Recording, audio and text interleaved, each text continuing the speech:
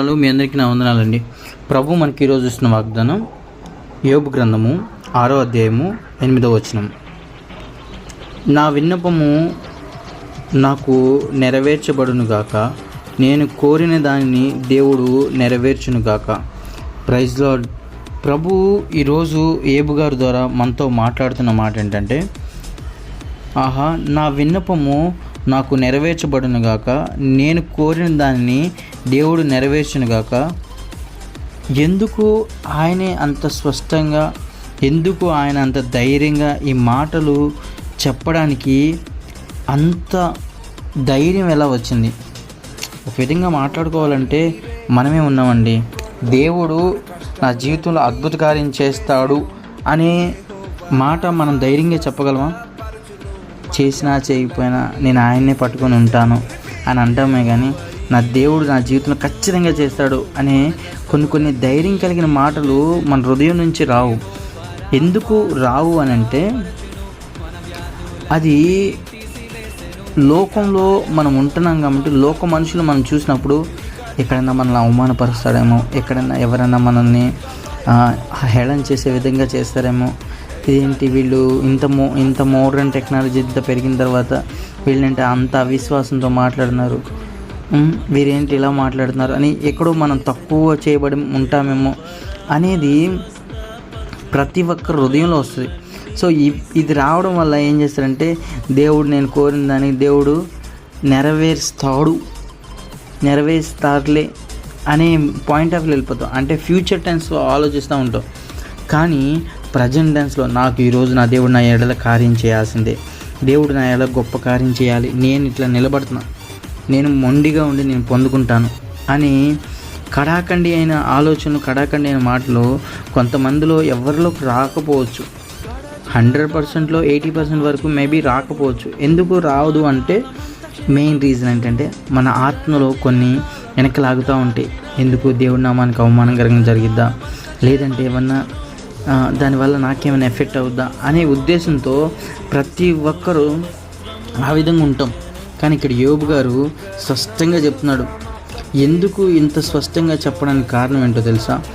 దేవుడు సర్వశక్తులు కలిగిన దేవుడి అంబుల పదులో ఆయన నన్ను దాచి ఉంచాడనే నమ్మకం ఎక్కువ. ఆయన మాట్లాడేటప్పుడు కూడా అంటాడు, దేవుడు కింద వచనంలో ఒక మాట ఉంటుంది, 6వ అధ్యాయం 9వ వచనంలో, దేవుడు తన ఇష్టానుసారంగా నన్ను నలుపును గాక, చెయ్యి జాడించి ఆయన నన్ను నిర్మూలం చేయనుగాక. ఇక్కడ యోబు గారు చెప్తున్నాడు ఏంటంటే, దేవుడు తన ఇష్టానుసారంగా నన్ను నలుపుతాడు.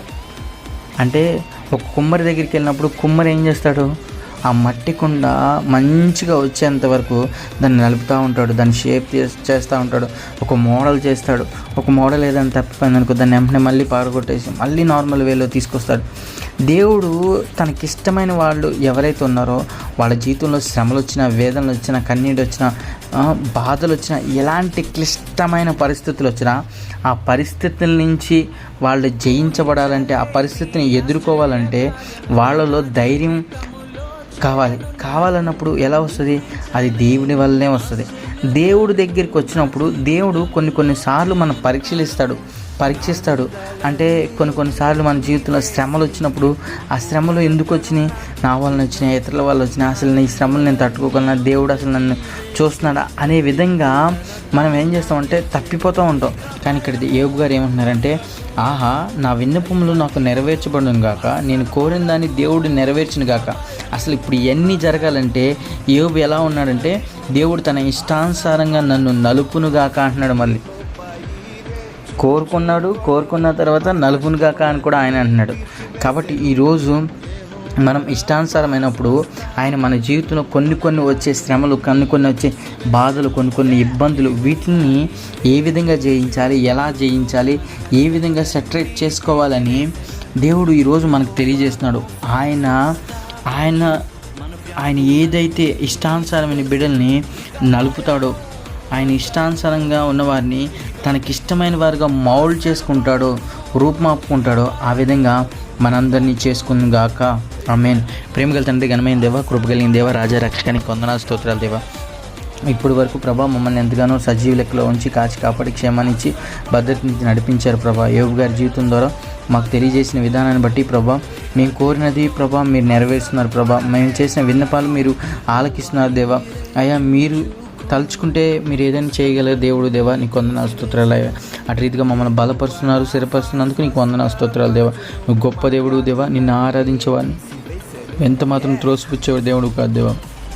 అయ్యా, 5 గంటల ప్రార్థనలో ప్రభా నీ కృపగల నాస్తంతో ప్రభా స్తుతిస్తున్నప్పుడు మా స్థితిగతులన్నీ ప్రభా నువ్వు ఎరిగి ఉన్నావు దేవా. మా స్థితిగతులను మీరు మారుస్తున్నందుకు నీకు వందనాలు, స్తోత్రాలు చేస్తూ ఎంత మహిమ ప్రభావాలు మీరు మాత్రం పడుకుని యేసు పరిశుద్ధ నామమున వేడుకున్నాను తండ్రి. ఆమేన్.